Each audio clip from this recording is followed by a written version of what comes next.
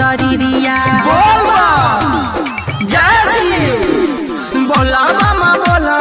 बोला एक कांवरिया मारो एक टन नहीं खा की शरीरिया मिल जाई भोले बाबा के आशीर्वाद, मिल जाई भोले बाबा के आशीर्वाद। सावन में चिलम छाप जिंदाबाद, हाँ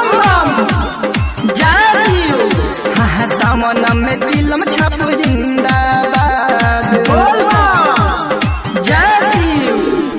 मिल जाई भोले बाबा के आशीर्वाद, सावन में चिलम छाप जिंदाबाद। हाई भाई चिलम तहार का भइल हो, आधार औले नु बा कि बुता गइल हो। दबे पाव हम आवत रहनी कांवर उठा के, बाल गइल पावर हमर चिलम चढ़ा के बोला बम बम। ए का बम? अरे आवत तनी चिलम उलम धरावा मर देते हमें थकान हो गइल बा हो। सुइया पहाड़ के रास्ता तनी ना बुझाई, जयकारा जब सुनाई। शिवयर भंगिया बुझेले कहनिया, कांवर में भरले निगाह जल पनिया।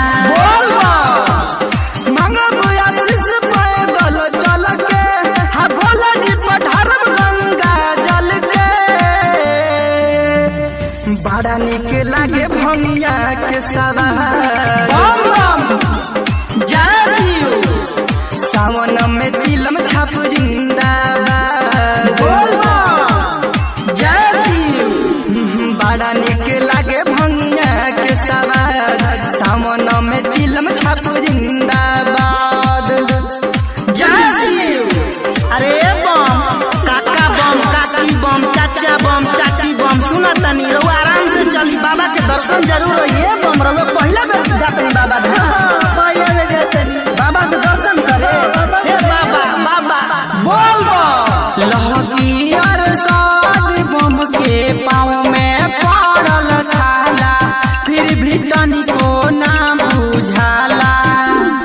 कृष्णा जायक के ना फेल होई बुद्धि, इनके बसंत ले बारे सब सुधी।